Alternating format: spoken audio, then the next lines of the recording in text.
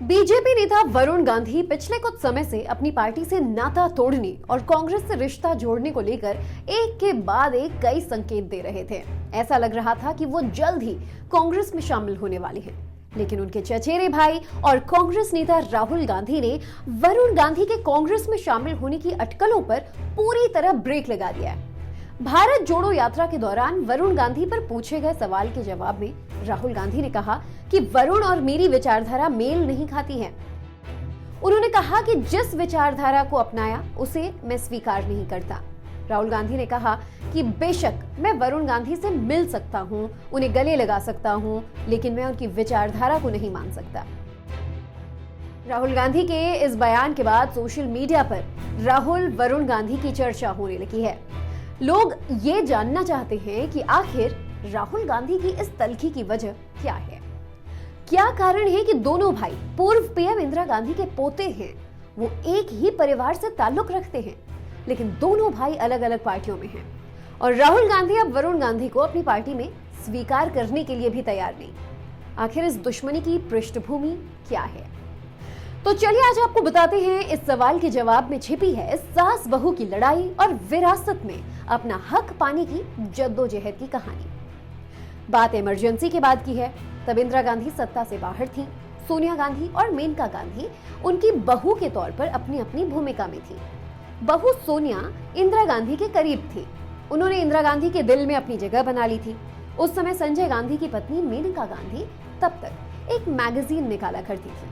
उनकी मैगजीन में इंदिरा गांधी के समर्थन में लेख छपा करते थे, लेकिन मेनका का आरोप रहा कि सास उन्हें ज्यादा पसंद नहीं करती थी।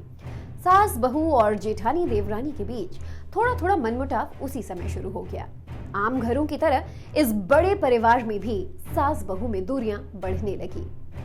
इसी बीच 1980 में एक बार फिर इंदिरा गांधी प्रधानमंत्री की कुर्सी संभालती हैं, लेकिन उसी साल प्लेन हादसे में संजय गांधी की अकाल मौत हो गई।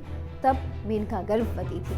मेनका ने कथित तौर पर कई बार यह आरोप लगाया कि पति की मृत्यु के बाद उनके साथ गांधी परिवार में उनके प्रति किसी का भी रवैया ठीक नहीं था। संजय गांधी की मृत्यु के बाद मेनका खुद को राजनीतिक उत्तराधारी के रूप में देख रही थी, लेकिन कथित तौर पर वो अपनी सास को इस बात के लिए राजी नहीं कर पाई। वो राजनीति में आना चाहती थी, लेकिन बताया जाता है कि सोनिया गांधी ने इसका विरोध किया।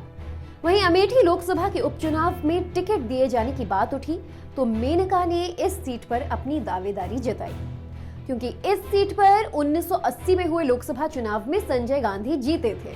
उनकी मृत्यु के बाद ही यहां उपचुनाव होना था, लेकिन इंदिरा गांधी ने मेनका की बजाय राजीव गांधी को यहां से टिकट दे दिया। इंदिरा के इस फैसले से मेनका बहुत नाराज हो गई। 2 साल में स्थिति ऐसी बनी कि मेनका गांधी ने अपना ससुराल तक छोड़ दिया। मेनका अमेठी सीट पर अपनी दावेदारी को छोड़ नहीं पा रही थी। 1984 में इस सीट पर वो राजीव गांधी के खिलाफ चुनाव लड़ी। राजीव और मेनका गांधी एक दूसरे के आमने सामने थे। हालांकि इस चुनाव में मेनका की बुरी तरह से हार हुई। धीरे धीरे बेटे के साथ उन्होंने बीजेपी की राह पकड़ ली और गांधी परिवार में सत्ता और वर्चस्व की लड़ाई में दोनों परिवारों के बीच एक ऐसी दरार पड़ी जिसे आज तक भरा नहीं जा सका है। अगर आपको ये वीडियो पसंद आया तो लाइक शेयर जरूर करें और साथ ही फॉलो करें टाइम्स नाउ डिजिटल प्लेटफॉर्म को।